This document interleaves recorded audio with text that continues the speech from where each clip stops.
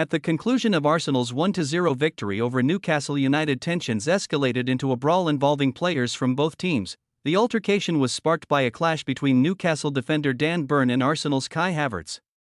The pair grabbed onto each other, nearly tearing their shirts in the scuffle. Havertz even fell to the ground during the clash. Kiwior was quick to help his teammate and received a yellow card, as well as Havertz himself and David Raya. As for Newcastle players, Dan Burn and Joe Willock received a booking. Dan Burn, however, were lucky to end the match with only a yellow card. He could easily receive his first yellow after fouling on Havertz and throwing the ball at him earlier in the match.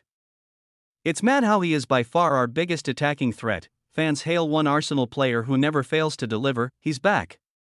Gunnersaurus hugs Kai Havertz as he returns to training. Arsenal, Newcastle, Premier League, Dan Burn, Kai Havertz, Kiwior, dance, Vini, and Flamengo fans celebrate Vinicius Jr. with heartfelt tribute ahead of Big Derby versus Botafogo. He's still got it. Pedro gets revenge for Barcelona against Inter by taking their title chances.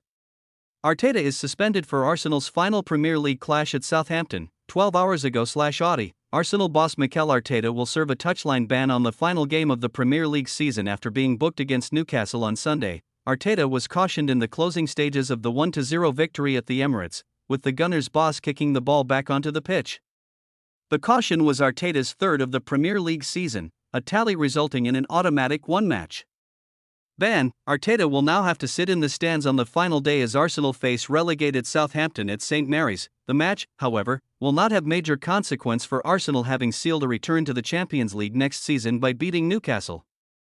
Declan Rice's superb second-half goal proved the difference between the two sides. The Gunners are effectively assured of finishing as runners-up for the third consecutive season due to their superior goal difference. Arsenal, however, are currently 12 points behind newly crowned champions and also suffered a disappointing semi-final exit to PSG in the Champions League. Speaking post-match, Arteta admitted Arsenal had fallen short of their ambitions and bemoaned injury problems during the campaign. He also suggested the club would look to strengthen in the summer to boost their Premier League and Champions League ambitions next season. Well, we're clearly very disappointed because we wanted to be here with the Premier League or the Champions League, but it's not the case, Arteta told Sky Sports. But chasing a dream has its up and downs, but make sure that doesn't get blurry and doesn't recognize what we've done. Any other team I've seen it with one injury too, finishing 8th, 5th, 16th, 17th. What this team has done to sustain the level throughout the season with everything that happened is incredible. We have to value what these guys have done. Yes, this season has tested me more than any other. Bika. Newcastle proved against Arsenal that, despite having big performers including Bruno Guimaraes, Dan Burn and Sandro Tonali, it is Alexander Isak who was crucial to the team's success. The Magpies have failed to win any of the 4 Premier League games